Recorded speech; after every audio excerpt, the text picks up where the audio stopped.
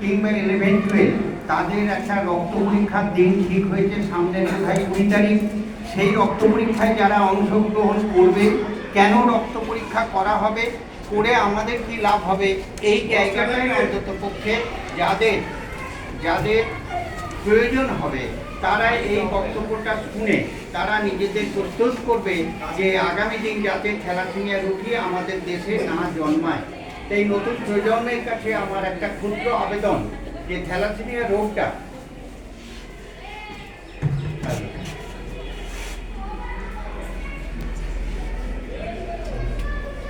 Hello hello শোনা যাচ্ছে? তাহলে থ্যালাসেমিয়া রোগটা যাতে না হয় তাতে নতুন প্রজন্মকে রক্ত পরীক্ষা করে নিয়ে বিবাহ জীবনে প্রবেশ করা। তাহলে ছাত্র জীবন শেষ হলে কর্মজীবনে মানুষ প্রয়োগ করবে, তারপরে হচ্ছে যে সংসার জীবন। সেই জন্য রক্ত পরীক্ষার একটা ডেট স্কুলে আমার সঙ্গে করা হয়েছে, যেটা বোধহয় 20 তারিখ হবে। সেই দিন এই রক্ত পরীক্ষার নাম হচ্ছে হিমোগ্লোবিন ইলেকট্রোফরেসিস। আমাদের এখানে যে বিবাহ ব্যবস্থা আছে সেটা হচ্ছে গোত্র দেখে রাজ্যটুক ম্যাচিং করে বিবাহ দেওয়া। মুসলিম কমিউনিটির লোকেরা যেখানে অর্থকরী বেশি পায় সেখানে বিবাহ হয়। এমনি প্রত্যেকটা কমিউনিটিরই বিভিন্ন ধরনের নিজস্ব বিবাহ ব্যবস্থা আছে। আমাদের এখানে এই বিবাহ ব্যবস্থাটা পরিবর্তন করার কথা, সব কমিউনিটির মধ্যেই আনতে হবে, যাতে করে থ্যালাসেমিয়া রোগীর কেউ জন্ম না দিতে পারে। থ্যালাসেমিয়া রোগটা সাধারণত বাচ্চাদের মধ্যে হচ্ছে এবং এই রোগটা বাবা মায়ের কাছ থেকে সন্তানের মধ্যে এসে যাচ্ছে।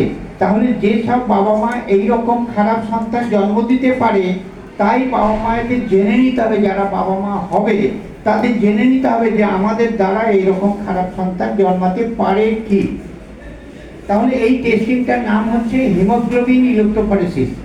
এই টেস্টিংটা বাজারে করতে গেলে 1000 টাকা খরচা। আমরা সেটা স্কুলে 100 টাকায় করে দেবো। মাস্টারমশাইয়ের সঙ্গে কথা হয়েছে, আমরা এটা 100 টাকায় করে দেবো। তাহলে এখানে ক্যারাটে শিখতে গেলে প্রতি মাসে 150 টাকা করে দিয়ে ক্যারাটে শিখতে হয় ছেলে মেয়েদের। তাহলে সেটা তার জীবন রক্ষার জন্যই করে, কিন্তু পরিবারকে রক্ষা করার জন্য রক্ত পরীক্ষা লাইফে একবার করতে হবে, আর কোনোদিন করতে হবে না। যে থ্যালাসেমিয়া টেস্ট, এই টেস্টের নাম হচ্ছে হিমোগ্লোবিন ইলেকট্রোফরেসিস। এইরকম একটা টেস্টে অংশগ্রহণ করার জন্য যেসব ছেলেমেয়েরা অংশগ্রহণ করবে তারা আগে থাকতে মাস্টারমশাইদের কাছে এই 100 টাকা জমা দিয়ে রাখবে। তাহলে আমরা রক্ত পরীক্ষার দিন এখানে হাজির হব, আমাদের লোকজন এসে রক্তের স্যাম্পেল নেবে এবং সেই রক্তের স্যাম্পেলে থ্যালাসেমিয়া আছে কিনা কারোর শরীরে এটা জানা যাবে। যদি পাওয়া যায় কারোর শরীরে থ্যালাসেমিয়া আছে, তবে পরবর্তীকালে তার বাবা মা ভাই বোন তাদের দেখে রক্ত পরীক্ষার একটা আয়োজন করা। যদি আমরা সেগুলো করে কমপ্লিট করতে পারি, তবে আমাদের দেশে থ্যালাসেমিয়ার মতন অসমাপ্ত শিশু আমাদের দেশে জন্মটা বন্ধ হয়ে যাবে। যাদের থ্যালাসেমিয়া হচ্ছে তাদের কি সমস্যা হচ্ছে না, তাদের দেহে লোহিত কণিকা তৈরি হচ্ছে না। আমাদের দেহে যে রক্ত মূলত তৈরি হয়, রক্ত তৈরির যে ফ্যাক্টরি সেটা হচ্ছে বোন ম্যারো।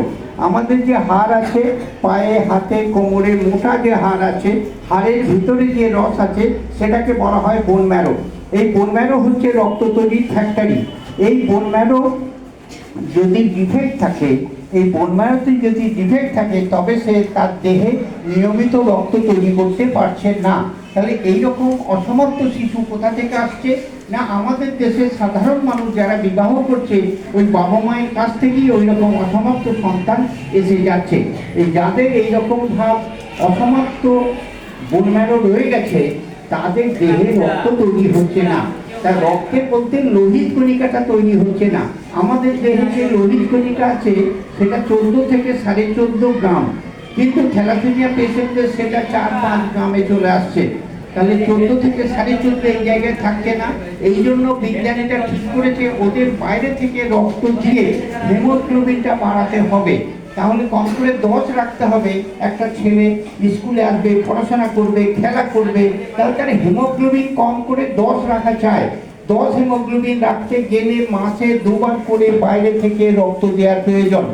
রক্ত যত বেশি দেওয়া হচ্ছে তত শরীরে আয়রন ওভারলোড হয়ে যাচ্ছে। আয়রন কি কাজ হচ্ছে আমাদের শরীরে?